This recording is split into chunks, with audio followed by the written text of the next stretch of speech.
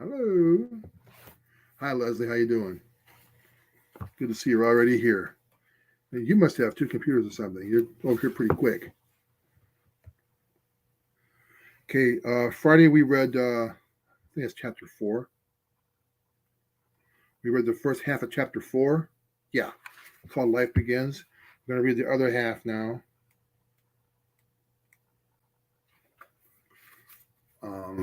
Gonna wait 1 second here. Actually, I'm just gonna kick in, and folks can catch up on the backside on the replay if they have to. So the other half of chapter 4 now called Life Begins. Um, as soon as we returned for the new semester after Christmas break, my current boyfriend and I broke up, and Clay and I officially began dating. Clay started pursuing me with laser beam focus. I will spare you all the details and make a long story very short, but by the third time we went out, I knew I was going to marry Clay. I think that says a lot because not much earlier I thought I would never marry, and now I had no doubt. Now I knew that I knew. Now I knew that I knew that I knew I would marry Clay, though I never said anything to him about it. Clay proposed the summer after our freshman year at the university. Though I had known I would end up married to Clay, I never anticipated on it being now. I excitedly accepted Clay's proposal, but we had a bit of disagreement about the timeline. Clay had assumed we would get married as soon as possible. I had never imagined being married during school.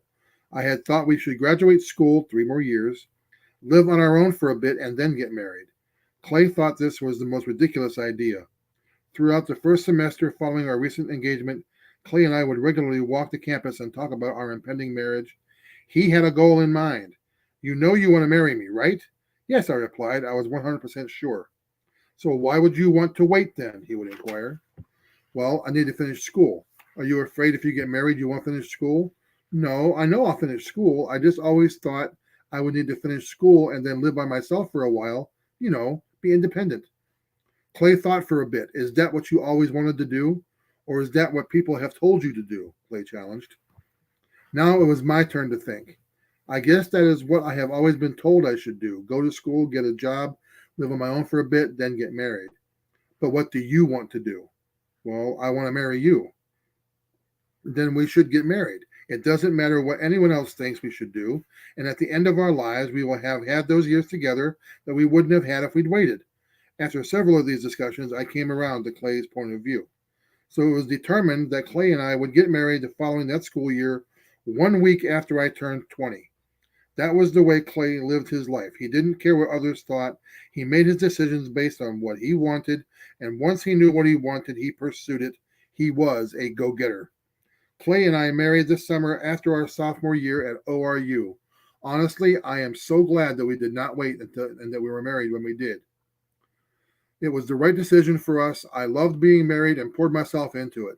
I had long ago determined that if I ever got married, I would have the best marriage possible and be the best wife I could be. I wanted to create the family I never had growing up. Clay poured himself into our marriage with the same passion. Life was good. I continued to attend ORU, but I was so in love my head was elsewhere. I wanted to play this game called school and get through my classes as quickly as possible so I could graduate and focus even more on creating this new life together with my husband. I felt disconnected from the other students now that I was married. I felt like I was part of another world. My life had begun and they were still determining what they wanted to do with theirs. I felt like an old soul around a bunch of kids.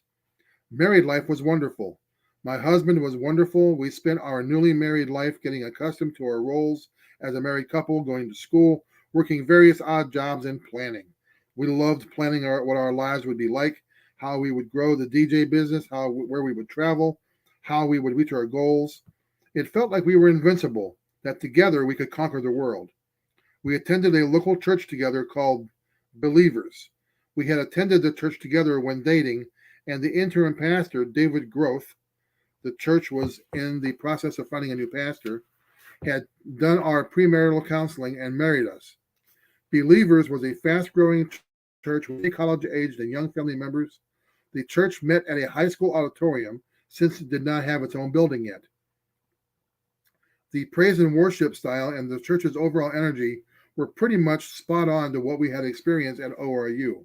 We both enjoyed hearing David Groth speak each week, and we knew many of the other church members from ORU. Soon, an official pastor was selected for the church. However, David Groth was not selected as we had assumed and hoped he would be. Clay and I had a hard time transitioning to the new pastor. We stuck it out for a little while, but soon we stopped attending. As a young married couple, we knew we should be in church. I felt convicted to attend, and in addition, it was mandated as part of the honor code to attend a local church while a student at ORU. We visited different area churches and congregations during this time, but we never clicked with any of them. Clay was an especially hard shoe to fit in this, as he didn't completely believe in God at the time. So he regularly took issue with what the pastors were saying at the various churches that we tried. Over the years, we pretty much just settled into not going, or randomly we would attend Carlton Pearson's church, Higher Dimensions. Carlton Pearson was a familiar face to those in the church circles of Tulsa, Oklahoma, an ORU alumnus and a one-time close friend and protege of the university's founder, Oral Roberts. Carlton had started and grown his own church. Carlton was a black man with a very distinctive, flamboyant style. My husband was always amazed by the fashion ensembles that Carlton pulled off. A solid purple shirt that fit similar to a woman's blouse and was embellished by a swooping line of silver gold glitter that from afar might be mistaken for a silver gold chain that hung askew impossibly and unnaturally to one side, unlike a necklace which would have hung symmetrically. Clay loved this church. He loved the energy, the style, and the presentation. The church was predominantly African American, which was reflected in everything from the music choices and the way the songs were sung to the fiery theatrical presentation of the week's message by Carlton. Even though we enjoyed the services, we never actually became members, and there was a bit of controversy surrounding Carlton. In recent years, Carlton had changed his views from that of a traditional Christian to embracing what he called the gospel of inclusion, which to me looked a lot like universalism, meaning there would be parts of the Bible that he didn't believe anymore. Even though we never became members, we did attend a lot. It was the one church that Clay enjoyed. Life continued on, and it got a little crazy. I graduated from ORU, and we built our first home together. The house was completed just about the time I graduated. This was our dream home. I couldn't believe it. I was just barely out of college, and here we were moving into a custom home that we had built, complete with wood floors and granite countertops. I was blessed to be married to a man who was passionate, loving, and yes, ambitious. There was a reason that the teacher friend had never worked out. Looking back, I would say that every area of our life was ideal, except for my husband's work schedule. It was extreme, to say the least. Beginning from DJing to pay his way through college, Clay eventually left college. He actually was forced to leave ORU only a few short months before we were to be married. He had started his own mobile entertainment company. As ambitious as he was, he worked tirelessly to grow it. Within a few short years, it would become the nation's largest non-franchised mobile entertainment company. In the beginning, as crazy as his work schedule was, between classes, an internship, a job, and starting our own company, it was still manageable for us. Because I worked with Clay on the business, and thus we were able to spend time being together while being productive together. After an eye-opening internship of my own at a local television news station, I had determined there was no way I would pursue broadcast journalism, the occupation I had obtained my degree in. My internship at the news station revealed to me that the career was in conflict with the ideal marriage and family life that I was on a mission to create for myself and my family. So I joined Clay in helping grow the entertainment business, and I coached cheerleading on the side. Clay and I were almost always together. I wanted to help him in any way possible, whether that was to accompany him as he DJ'd a wedding, helping him create custom music mixes for clients, or staying up all hours of the night helping assemble new gear or design advertisements. We were a great team. However, after a little more than 3 years of marriage, our first child was born, Havana. She was wonderful. I loved being a mom. I felt like being a wife and a mom was what I was born to do, but as the majority of my time was spent taking care of her, I was no longer able to accommodate Clay's intense work schedule as easily. To complicate matters, business was booming, forcing us to move into a larger home after only 1 year we had moved into our only 1 year after we had moved into our current new home. At this point, the business was run out of our home as Clay didn't see how it was possible to afford office space, even though he had never checked our out lease rates. The more pressing problem was that my husband had not yet learned how to delegate and was literally working from about 5 a.m. to 7 p.m. on a good night. Weekends were a disaster as far as meeting a spouse's need for quality time. As his business peaked, Clay worked every Friday during the day and Friday night until about 1:30 or 2 o'clock a.m. He worked all day Saturday and Saturday night until around 4 a.m. On Sundays, he would pass out and sleep, understandably exhausted.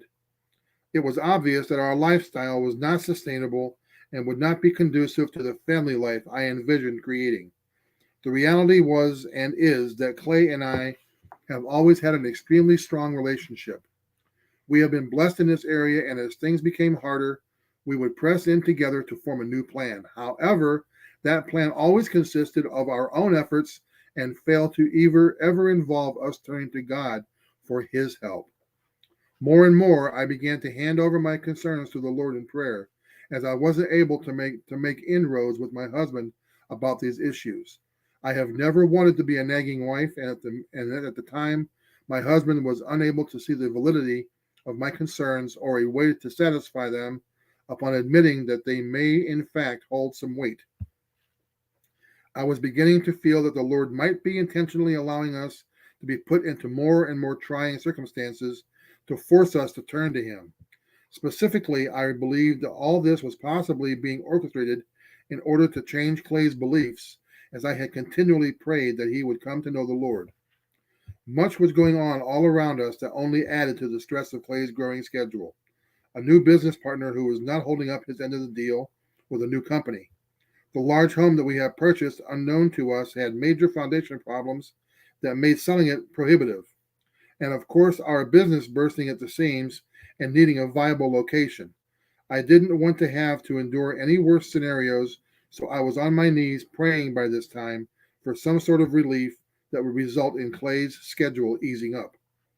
I would also plead my case to my husband and inquire about us seeking the Lord's guidance together. He was infuriated at the idea. He did not believe God would or could do anything to help. It was up to him to figure it all out. He would declare, "We never are." It was up to him to figure it out, he would declare. We never argued about this point, but I was really sympathetic towards my husband on it. He was under so much pressure, believing he had to do it all on his own. His feelings were valid. I actually hated it when friends or family members would debate with him about the goodness of God or God's role in our lives.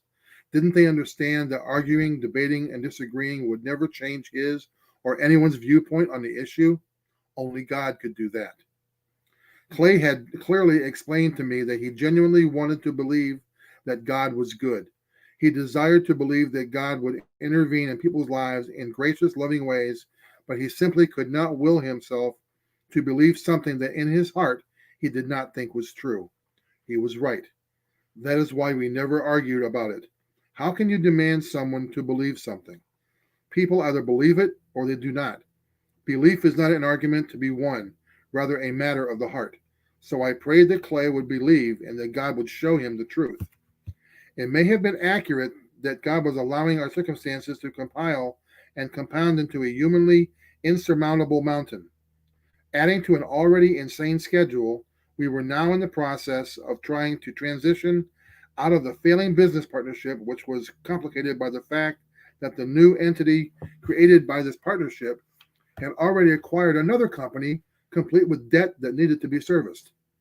This brought on an even more unbelievable workload on my husband. He was trying to keep this new business afloat that the partnership now owned, making all the loan payments himself, while at the same time trying to dissolve the partnership and simultaneously continuing to run our entertainment company. It really was miserable. I prayed for it to end, for the whole thing to be over. Looking back, I am grateful that God took us to that point. Otherwise, My husband might not have desired to be done with this phase of running his love, the mobile entertainment company. We were literally at the end of our rope. I couldn't complain though. How dare I complain to my husband that I wasn't seeing him? He would have loved to be done with work and get to see Havana and me, or even just to get more than 4 hours of sleep a night.